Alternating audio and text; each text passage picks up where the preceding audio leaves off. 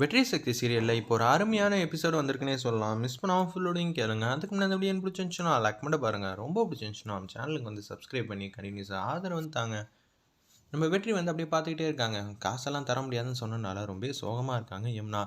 ஏய் செஞ்சாச்சுல்லடா அப்படின்னு சொல்லி கேட்குறாங்க அந்த இடத்துல. நான் சொன்ன வேலையை ஆமாண்ணே நீ சொன்ன வேலையை வந்து சிறப்பாக வந்து செஞ்சாச்சு அப்படின்னு சொல்லும்போது குடுகுன்னு ஒருத்தவங்களை வந்து கட்டி போட்டு வச்சுருக்காங்க நம்ம வெற்றியோட டீம். கிரியும் தினியனும் கட்டி போட்டு வச்சுருக்காங்க போல இருக்குது. அந்த இடத்துக்கு வேக வேகமாக நம்ம வெற்றி வந்து வராங்க. சார் நான் ஒரு நல்ல காரியத்துக்காக தான் இது மாதிரிலாம் செய்ய சொல்கிறேன், நீங்கள் எதுவும் தப்பாக நினச்சிக்காதீங்கன்னு ஃபஸ்ட்டு எடுத்தோன்னே வெற்றி வந்து சொல்கிறாங்க.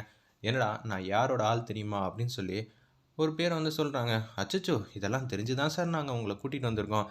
என்ன சார் அவங்களோட ஆளும் தெரிஞ்சதுனால தான் சார் கட்டி போட்டு மரியாதையாக கவனிச்சிக்கிட்டு இருக்கோம் அப்படின்னு சொல்லும்போது அவருக்கு தூக்கி வாரி போட்டு தான் அந்த இடத்துல.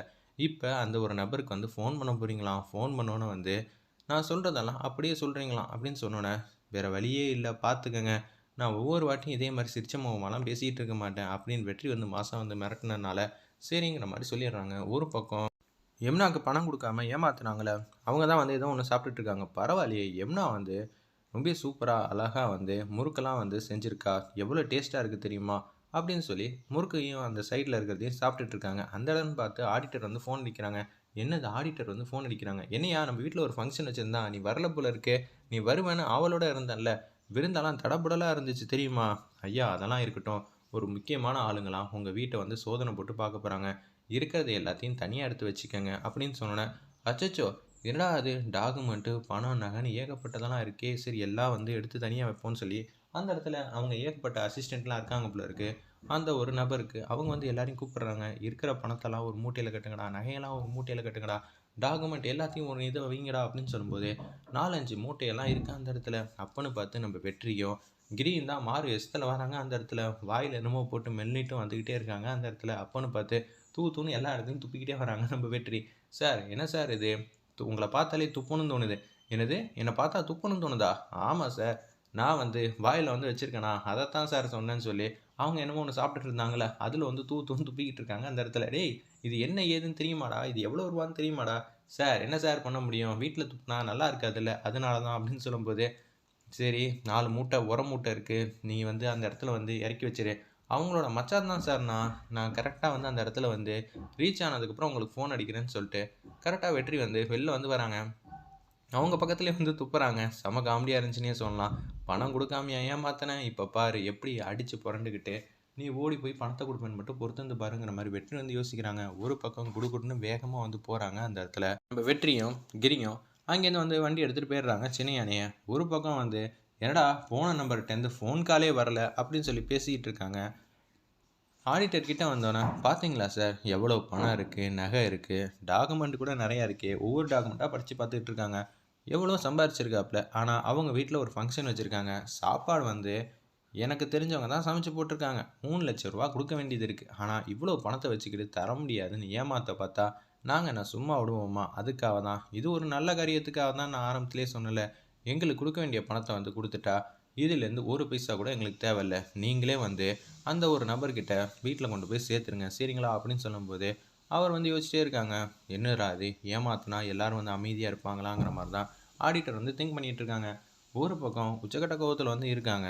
அந்த ஒரு நபர் பணத்தை வந்து ஏமாந்துட்டார் போல இருக்கு அப்படின்னு சொல்லி புலம்பிக்கிட்டே இருக்காங்க. யார்டா பணத்தை எடுத்துகிட்டு போனா இன்னமும் ஃபோனே வர மாட்டேங்குதே அப்படின்னு சொல்லி யோசிச்சுட்டு இருக்கிறப்ப ஃபோன் வருது. புது நம்பர்லேருந்து கால் பண்ணுறாங்க நம்ம வெற்றி. அந்த இடத்துல புது நம்பர்லேருந்து கால் வருது. என்ன சார் சௌக்கியமா அப்படின்னு சொல்லி கேட்குறாங்க. யார்ரா நீ, எதுக்குடா எனக்கு ஃபோன் பண்ண அப்படின்னு சொல்லும்போது கொஞ்ச நேரத்துக்கு முன்னாடி வந்தேனே சார் உங்கள் வீட்டிலேருந்து உரம் மூட்டையெல்லாம் எடுத்துகிட்டு போனேனே, புது நம்பர்லேருந்து கால் பண்ணியிருக்கேன். முதல்ல நான் அவங்களோட மச்சானே இல்லை சரிங்களா.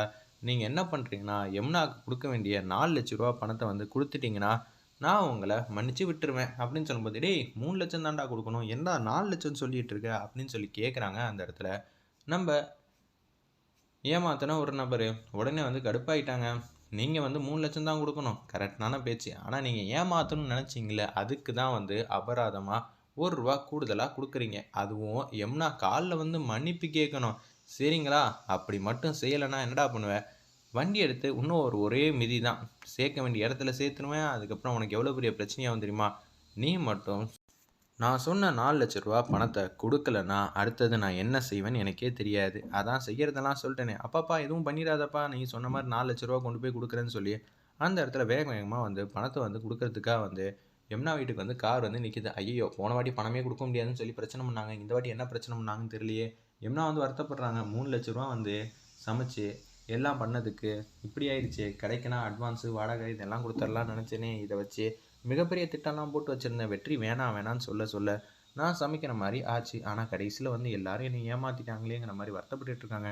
யமுனா என்னை மன்னிச்சிருமா மன்னிச்சிருமாங்கிறப்ப, அண்ணாச்சி உங்களுக்கு என்ன, ஏன் இப்படியெல்லாம் சொல்லிட்டு இருக்கீங்க, என்ன ஆச்சு அப்படின்னு சொல்லி கேட்கும்போது, அதெல்லாம் இல்லைம்மா, இந்தாம்மா உனக்கு கொடுக்க வேண்டிய பணம், அதுக்கு முன்னாடி நான் மன்னிச்சிட்டேன்னு சொல்லுமான்னொன்னே, மன்னிச்சிட்டேன் எந்திரிங்கன்னொன்னே, இந்தாம்மா உனக்கு கொடுக்க வேண்டிய பணம்னு சொல்லி அந்த இடத்துல வந்து 4,00,000 ரூபா கொடுக்குறாங்க. நீங்கள் எனக்கு 3,00,000 தானே கொடுக்கணும், இதுக்கு வேற வந்து பதில் சொல்லணுமா? இல்லைம்மா, நான் உன்னை ஏமாற்ற பார்த்தேன்ல, அது எவ்வளோ பெரிய தப்புன்னு எனக்கு நல்லாவே புரிஞ்சிருச்சு.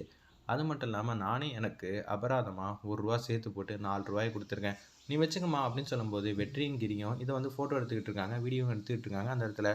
அதுக்கப்புறமேட்டு அவங்க போனதுக்கப்புறம் பைக்கில் எந்த பக்கம் திரும்பி நிற்கிறாங்க, கார் மட்டும் சல்லுன்னு போயிடுச்சு. இதெல்லாம் எப்படி சாத்தியமாச்சு, பணமே கொடுக்க மாட்டேன்னு சொன்னவர் ரூ. 1 சேர்த்து வந்து கொடுக்குறாரு, இதெல்லாம் பாசிபிளா அப்படின்னு சொல்லும்போது, எப்படி பாசிபிள்னு நினைக்கிறீங்க, எல்லாம் அண்ணனோட கை காரியம் தான் அப்படின்னு சொல்லி கிரி வந்து நடந்ததெல்லாம் சொல்லிடுறாங்க.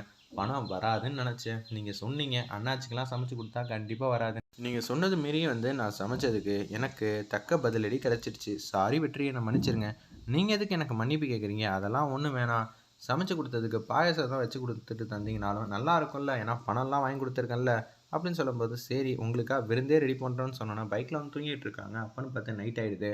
விருந்து செமையாக ரெடி பண்ணியாச்சு வாங்க அப்படின்னு சொல்லிட்டு பெரிய வாழை இலையில் ஏகப்பட்ட டிஷ்லாம் வந்து வச்சுருக்காங்க. வெற்றியை கூப்பிடும்போது நான் வெளியே உட்காந்து சாப்பிட்றேன்னு சொல்லி தான் அந்த இடத்துல நம்ம வெற்றி வந்து சொல்கிறாங்க. இருப்பினும் வந்து அதெல்லாம் ஒன்று வேணால் உள்ளே வாங்கன்னு சரண்யாவும் யமுனாவும் கூப்பிட்டதுனால அப்படியே வந்து உட்காந்து வாழை இலையில் ஒவ்வொரு வெரைட்டியாக ஒரு 20 டிஷ் கிட்ட பண்ணியிருப்பாங்க போல இருக்குது. இது என்ன, ஏன் இலையில ஒரு பீஸ் தான் இருக்குது, அங்கே 4 பீஸ் வச்சுருக்கீங்க, எல்லாத்தையும் எடுத்து வச்சுருங்க, செம்ம பசியில் இருக்கேன் அப்படின்னு சொல்லும்போது எல்லாத்தையும் அள்ளி அள்ளி போட்டு சாப்பிட்லான்னு இருக்காங்க. அப்போன்னு பார்த்து சக்தி வந்தோடனே, என்ன நினச்சிட்டு இருக்க, நீ வந்து மெஸ்ஸையும் வீட்டையும் வந்து எடுத்துக்கிட்ட, அது மட்டும் இல்லாமல் எங்களை வந்து பழி வாங்கணும்னு சொல்லிட்டு எங்கள் அம்மா உங்கள் அம்மாவை எடுத்து நிற்கிறாங்கன்னு சொன்னோன்னே, எங்கள் அம்மாவை இது மாதிரி பண்ணியிருக்காங்க ரங்கநாயகி, இதெல்லாம் நியாயமா அப்படின்னு நம்ம சக்தி வந்து பேசிகிட்டு இருக்காங்க.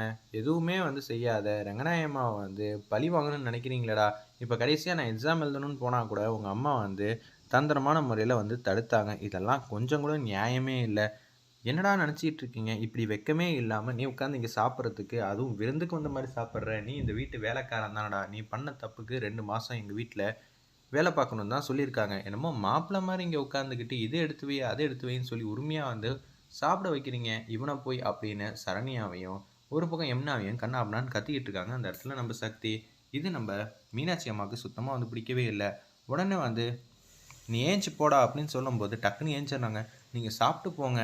சேச்சே, இவளுக்காகலாம் நான் சாப்பிடாமலாம் போவேனா, என் கேரக்டரையே நீங்கள் புரிஞ்சிக்க மாட்டேங்கிறீங்க அப்படின்னு மாஸ் பண்ணிட்டு, ரசம் என்னமோ அங்கே இருந்துச்சா, வாசனை அப்படியே அடிச்சிச்சா, அப்படியே எடுத்து வைக்கணும்னு நினச்சேன், நீங்கள் வேறு வந்து நான் சாப்பிட்ற நேரம் பார்த்து எடுத்து வைக்காமல் விட்டுட்டிங்கன்னா, சக்தி வேறு பேசிகிட்டு இருக்கால, அதனால தான் தன் கையே தனக்கு உதவின்னு சொல்லிட்டு அந்த இடத்துல ரசத்தை எடுத்து பக்கத்தில் வந்து வைக்கிறாங்க. குழம்பு ஊற்றுங்க, சூப்பராக இருக்குது, இவளாவது சொல்கிறதாவது, இவ பேசின பேச்சுக்கு நான் 2 பீஸ் எல்லாத்துலையும் எக்ஸ்ட்ரா வந்து சாப்பிட போகிறேன், சொல்லிடி சொல்லு அப்படின்னு சொல்லி நாக்கு ருசியாக வந்து வெற்றி வந்து சாப்பிட்டுட்டு இருக்காங்க. எல்லாரும் வந்து சிரிக்கிறாங்க. வேற லெவலில் மாசா இருந்துச்சுன்னே சொல்லலாம்.